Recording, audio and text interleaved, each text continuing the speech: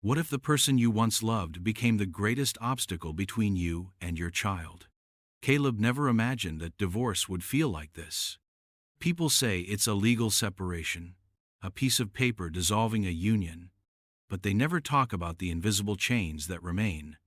They don't tell you how it turns parenting into a battlefield, where every exchange of your child feels like a negotiation with an opponent who knows exactly how to hurt you.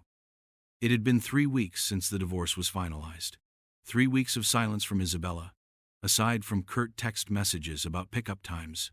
3 weeks of seeing Andrew only on scheduled days, like a visitor in his own son's life. He had told himself that things would get better, that now that the marriage was over, the fighting would stop. But he had been wrong.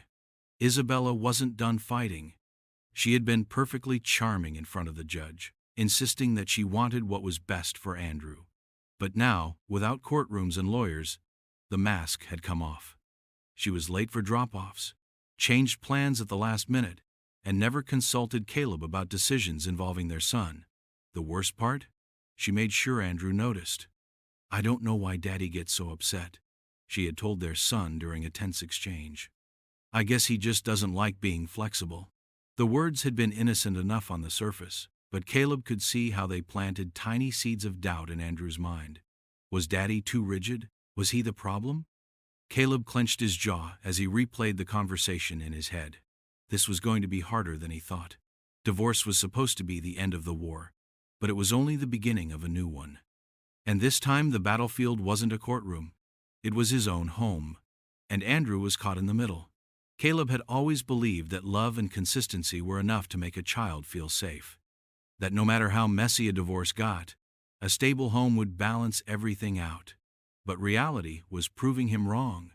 Andrew had been different lately.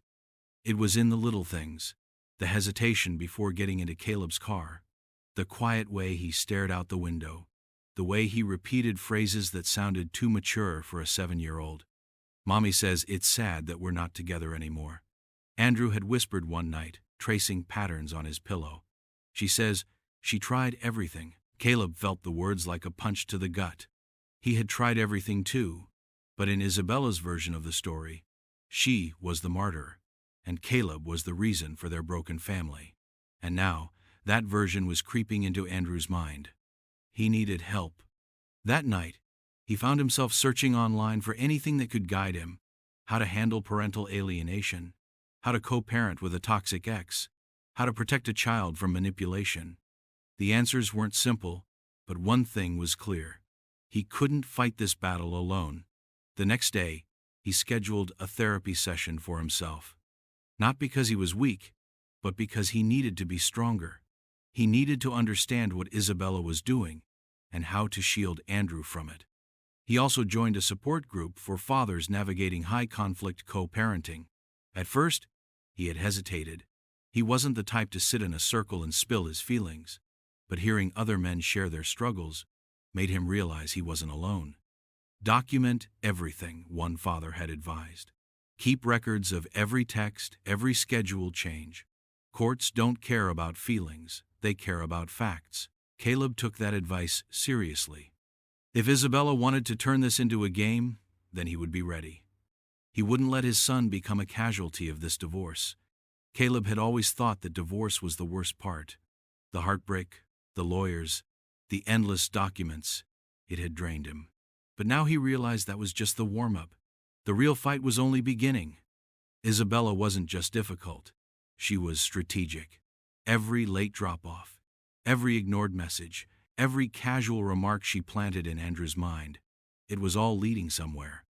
And Caleb figured out where, when he received a legal notice in the mail. Isabella was pushing for full custody. She claimed that the current arrangement was too unstable for Andrew, that Caleb was inconsistent, that he struggled to co-parent effectively. She even included an incident where Caleb had been 10 minutes late to a pickup as evidence of his irresponsibility. Caleb gripped the paper so tightly it nearly tore. She was building a case against him little by little, twisting reality until it fit her narrative. He took a deep breath and called his lawyer. "She's playing the long game," his lawyer warned. "This isn't just about custody, this is about control." Caleb had spent years trapped in that control, walking on eggshells, second-guessing himself. He had promised himself that the divorce would set him free, but here he was, still tangled in Isabella's web. That night, as he put Andrew to bed, his son looked up at him with wide, searching eyes. "Daddy, are you going to stop picking me up soon?" Caleb's heart clenched. "Why would you think that, buddy?" Andrew shrugged. "Mommy says you're really busy and maybe it's too much for you." Caleb swallowed the anger rising in his throat.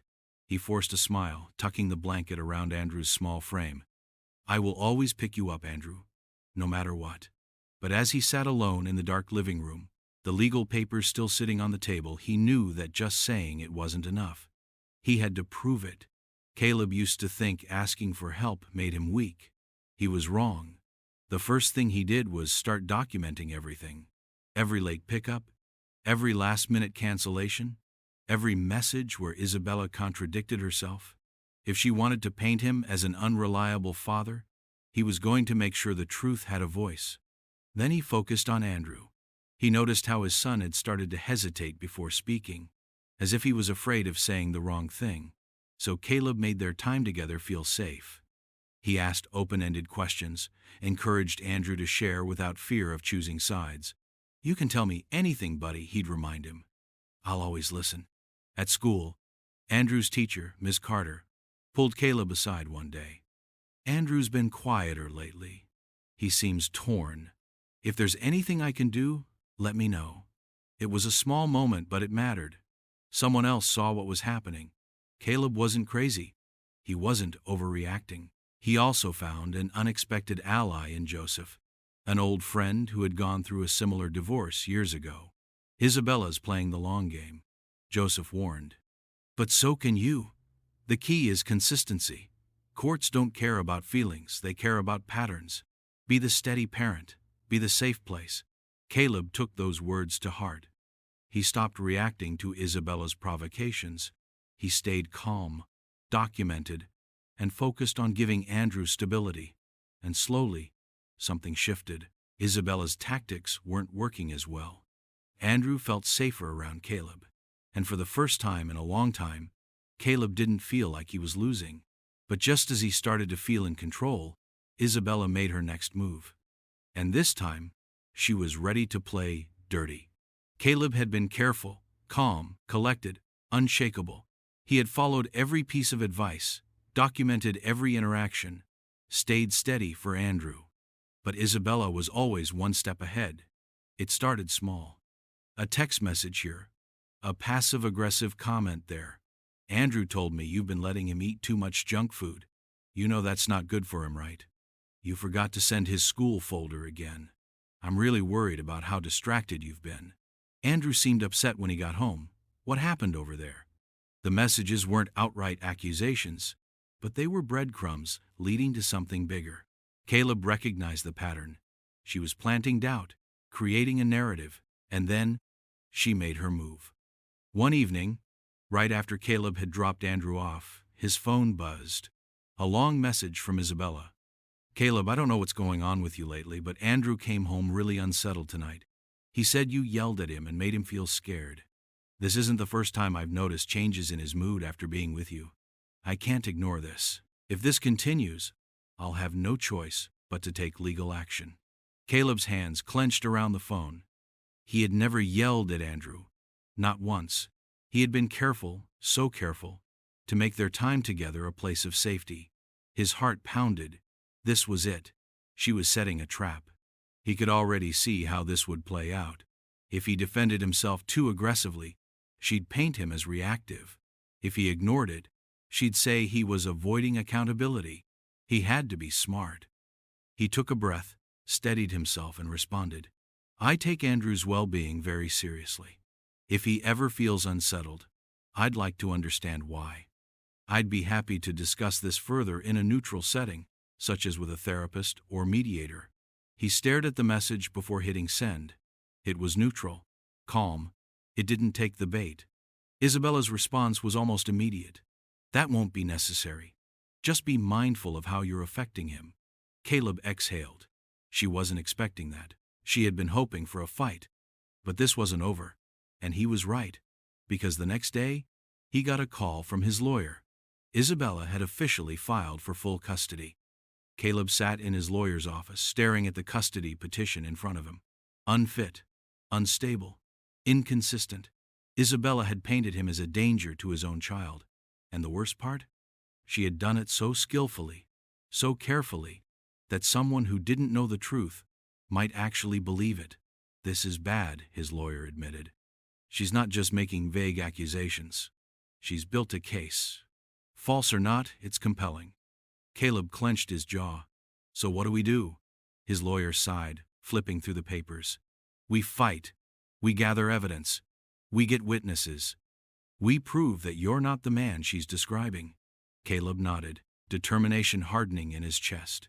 He wasn't just fighting for custody. He was fighting for Andrew's right to have a father. Over the next few weeks, he prepared for battle. He gathered records, texts, call logs, proof of every time Isabella had contradicted herself. He spoke with Andrew's teacher, Miss Carter, who agreed to write a statement about the emotional toll the custody battle was having on him. He leaned on Joseph, who helped him stay focused. She wants you emotional, Joseph reminded him. Don't give her that power. Stay logical. Stay steady. And most importantly, Caleb stayed present for Andrew. He didn't let the fear, the anger, the exhaustion take away from their time together. Then, a week before the court hearing, something unexpected happened. Andrew broke down. They were sitting on the couch, watching a movie, when his son suddenly curled into himself. Buddy? Caleb turned down the volume. What's wrong? Andrew's lower lip trembled. His little hands gripped the fabric of his shirt. I don't know what to do, he whispered. Caleb's stomach twisted. He wrapped an arm around Andrew's small shoulders, rubbing his back gently. What do you mean, buddy? Andrew sniffled. Mommy keeps saying I have to pick where I want to be. That if I want to stay with you, I have to tell the judge. He buried his face against Caleb's chest. But I don't want to choose. I just want to be with both of you. Caleb felt something inside him break. This was what Isabella had done. She had turned their son into a pawn. She had made him believe that love was a choice, that he had to pick a side. Caleb held Andrew close. You don't have to choose, buddy. That's not your job. You just get to be a kid, okay? No matter what happens, I'll always be here. You don't have to worry about anything else. Andrew nodded against him, his small body relaxing slightly. But Caleb didn't relax, because now this wasn't just about winning custody. This was about protecting his son from the damage Isabella was causing. And he was going to do whatever it took to make sure Andrew never had to feel this way again. The day of the custody hearing arrived, and Caleb felt the weight of it in his bones. He had been through the worst parts of divorce already, the heartbreak, the legal battles, the gut-wrenching fights with Isabella. But this was different. This wasn't about dividing assets or signing papers. This was about Andrew's future. As he stepped into the courthouse, his lawyer gave him a steady look. Stay calm. Stick to the facts. Let her unravel herself. Caleb nodded. He had come prepared. Every piece of documentation, every contradiction in Isabella's claims, every witness willing to vouch for him, it was all ready. But deep down, he knew this wasn't just about proving he was a good father. It was about showing the court and himself that he would not let Isabella manipulate his life anymore. Isabella arrived with her lawyer, dressed to perfection, her expression carefully composed. She barely glanced at Caleb, but he caught the slight smirk when she turned away. She thought she had already won. The hearing began.